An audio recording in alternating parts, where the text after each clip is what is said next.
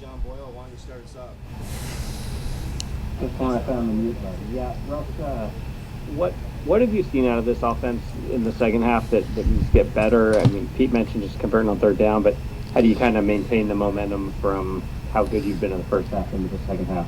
I just think we have to execute. It's not anything we have to go fishing for. I think that we obviously have the ability to do that. We've done that throughout the game, earlier in the game, and everything else. And I think we just have to execute. And I think the opportunities too. The more opportunities, the better. But I think just catching that rhythm and staying out of third and long situations. The times we haven't. Sometimes it's been a little bit longer distances. And I'm thinking about in the third quarter of last game. We had third and 17 or something like that. So those are always tricky to get, but just stay in the course. We know what we're going to do and how we can do it and what our mindset is and what we're capable of. Jackie? Hey, Russ. Looking at the 49ers, their secondary is a little banged up, but what do you see from their defensive front?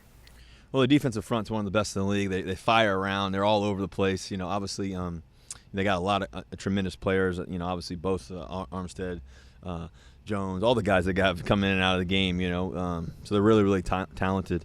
They got guys come off the bench from Ford and other guys too. So, I think the biggest thing is their defensive line and what they do. Obviously, Warner is one of the best guys in the league, just in defense in general. That really great safeties. They're a little banged up, on the outside, but they have a really good scheme. They do a really good job of what they're trying to get after and how they do it, and they coach extremely well. So we're gonna have to bring our A game. Thank you. Corbin? Hey, Russ, it seemed like last week that you were able to connect on some throws in the middle that were in tighter windows that maybe you turned down the previous game or two. What goes into your thought process as a quarterback with those type of throws? Just you got to know, number one, the situation and all that, when you're trying to rip it in there, when not. And sometimes you don't need to, fire in there unnecessarily if you have maybe somebody else open, out of my peripheral. Sometimes I see maybe somebody else open and I can check it down to or whatever. But I'm always trying to find our guys. There's so many great playmakers, and that's the great thing that we have. Michael Sean? Hey, Russ, I know winning is all you want to do. That's your priority and everything. But when it doesn't happen, how do you process not winning, like mentally, when that doesn't happen for you? Well, I think that every opportunity, obviously there's a win statistically, but I think every opportunity is a lesson to learn something. I think that you're always gaining knowledge and you're always understanding more, and and not everything's a failure. I think everything is an opportunity to grow. Individually, collectively as a team, and just continue to learn the game. I love adversity. I love adversity. And I know our football team does too, and we can handle it. And we're looking forward to answering the call and trying to play our best football. Thanks. Jen? What do you make of when points are scored during the game? Like first half, second half, third quarter. I know that at the end you just want more than the other team, but is there something about momentum, rhythm, any of that about when points are scored? What was your first part of your question, Jen? I lost you for a second. You said I heard the whole question except for the very first part. What do you make of when points are scored in the game? I don't overthink it. You can't overthink it. I think that every possession you want to be able to score, and that's just you want to be able to score touchdowns. I think we've been doing a really good job of that, especially in the red zone and stuff like that. I think our biggest thing has been just miscues, penalties here and there, little things like that. I think about the drive that we had in the first half. We were rolling, we had the screen, and we had a little penalty that backed us. In the Tennessee game, we had a couple penalties there. Late in the game, and so we just got to stay on schedule, and then and when we have an opportunity to make our plays, you got to make them, and so I think, but I do believe that, I do like, obviously, I do like how we've been scoring early and often, and I think that now is just a little bit more tuned into, how do we switch it into the opportunities that we do get? How do we make those so spot on? That we're unstoppable, and I think that's what we're searching for. I think that we have an opportunity to be that way, and we can. And so we just got to stay hungry, stay focused, have a great week of practice, and be zoned in throughout the whole practice, and obviously transfer that into the game. Bob? Yeah, Russell, you mentioned that you love adversity and all that. You guys have sort of had a few slow starts through the years and come back from them, like 2018 in particular. What's sort of the real key to doing that? Kind of keeping everybody, I guess, in the fold when that happens. I think you got to stay the course. So many times people panic and they get, worried and frustrated and this and that. And I think, the best thing to do is stay the course and be honest and figure out how we can get better, this and that, and then keep going for it. This league is challenging. Every game is challenging. We play arguably the best division of football. Every week is tough, and we look forward to the challenges of it all. I think the language is everything too. How we pick each other up, how we communicate with one another, how we continue to stay focused on the task at hand. We've been playing some really, really good football, and then there's some things that we can get better at. That's the truth. It's not anything more complicated than that. But now it's taking those things that we can get better at and really week to week just continue to just improve on those things and letting all the good stuff that's happening. There's a lot of good stuff. There's a whole bunch of good stuff that I think when teams lose or people lose or whatever it may be, you don't want to get distracted on that stuff in the sense of all the good things that you're doing. You want to be able to stay focused on that and keep doing that really well, but at the same time also be able to balance your mind and your emotions to be able to stay the course and stay focused on the task at hand of how we can improve. And so I think that beautiful balance is what's really key. Brady. Hello, sir. We heard a lot about the increased emphasis on more underneath throws this season. How do you feel like that part of your offense has functioned so far?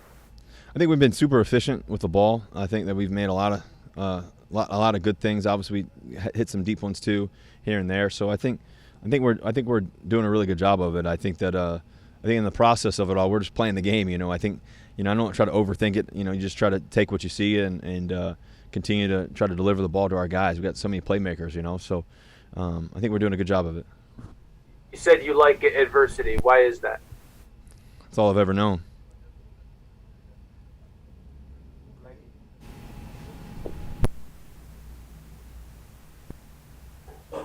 I think he called on me. I'll go. Yeah, I think he called you, Greg. Yep. Thank you, sir. Russ, you've never lost 3 in a row. I'm sure you know that. What do you attribute that to? Not thinking about losing 3 in a row. I just focus on the winning part of it, focus on the process, focus on getting better, focus on what I can do and how I can lead and communicate and just keeping my energy high, keeping my focus high, continue to work hard, get here early, leave late, like always. Just stay focused on the simple things. The simple things win. And just continue to try to do those things really well. You got to keep your mind right. You got to keep your language right. And I think and I always tell you guys, I got to remain neutral. It's supposed to be a challenge. And I always, like I said, I know every year there's always going to be challenges that you're going to face, and this is what it is. And Gerald Everett's positive COVID test, was that a reminder of how tricky this can be and how you still have to stay on it? How did the team take that after not having one for 2 years? We haven't had one, I think for 2 years or something like that, almost a year and a half and some change. It's devastating in the sense that you never know what could happen. And this thing has been so challenging for our families, for other people's families, for so many people around the country, around the world. Even our own state, it's been a lot of loss, a lot of pain. And so we all have to continue to try to do our part, as much as we can. Things happen, unfortunately, and to have a guy like Gerald who's been working his butt off to just continue to be great and continue to be the best version of himself and everything else. And I know he's taking it hard, but also at the same time, I'm glad he's okay too, because it is health and it is life and it is real. And but he's seems like he's doing well and everything else. So. We're grateful that nobody else has it, and we're just trying to, bunker down, I guess you could say, in a way, and just be really safe and be really smart. And it's tricky, it's this thing's in the air, it's you don't really know, you know what I mean. So it's one of those things you got to be really careful, and we all have to be careful. As obviously as players, but also as fans and friends and family members and everything else. And we can do this together. We all have to do it together. We all have to help each other, remind each other, and I think that's really important. John. Yeah, a non-football one. I'm just curious how'd writing a children's book come together? What went into that decision for you guys? What was that one? Ever since I met C, we've been talking about that for a while, about being able to write a children's book and something that we've always been passionate about. And, we both share the sentiments of Why Not You. Obviously, our foundation is called the Why Not You Foundation. And when we were talking about it, what would we name our children's book, if we had one? And we were both like, why not you? At the same time. It was kind of funny. So, I think that we want to be able to inspire young kids all around the world, all around the country. And I think that this children's book will paint a picture for them of who they can be and what they can be and what they can do and why not you. I think a lot of it is that this beautiful imagination that I think, both of our parents, my mom and my dad and Sierra's mom and dad gave us. And hopefully we can pass that to our kids, but also the next generation of kids and their kids and y'all's kids and everybody else's. And so I think that, what's really important about, our book is that it can be anybody that can dream big, and it can be anybody that can do anything special. And I think that we really wanted to demonstrate diversity and just community, and just love and just and just dreaming. We dream really big, and sometimes I think people shy away from dreaming big, and I think that we as parents, we want to be able to instill that Why Not You attitude. And so that's what we've been able to do for our foundation, our Why Not You Foundation, over the years. And obviously we have our Why Not You Academy too as well. And so it's been a blessing. It's so cool. Like I was on C showed me on Instagram the other day just our kids. We actually hopped on a Zoom call, and she was showing me the kids at Why Not You Academy, and just I hopped on the Zoom call for 15 minutes, and she talked to the kids for about an hour and a half. But just it's such a blessing to be able to think about making a difference in some young kid's life, and just to be able to impact a kid and inspire a kid and give them a chance and give her a chance to believe in themselves, where sometimes they may not hear it, or may not feel it or experience it. I hope that that's an opportunity that we can continue to do and continue to love that way. And so it's been really cool just to write this book, and it's some really cool pictures. It's been an amazing journey. It's been such a cool journey. So we're grateful for doing it. All right, last question, Adam. You said Adam, yeah, I think.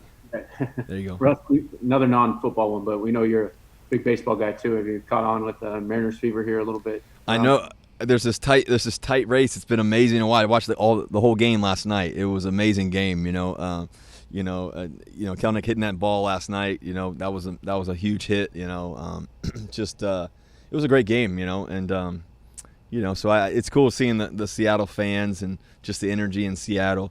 Obviously, we got our Sounders too that are doing well. That's been cool to watch and be a part of. And so it's just it's a special city, Seattle, and to see sports coming alive. Obviously the Kraken are playing here soon, and their first game, and they've been practicing and doing preseason or whatever. But just it's cool. It's Seattle sports, and now we just need to get the Sonics back, I think. But it's been really cool. Obviously, you see what the Mariners have been doing. Just that kind of believe attitude that you see, you experience and you watch. It's throughout the whole team. So that's cool to watch for sure. Thank you, Russ. Okay, thank you guys. Go Hawks.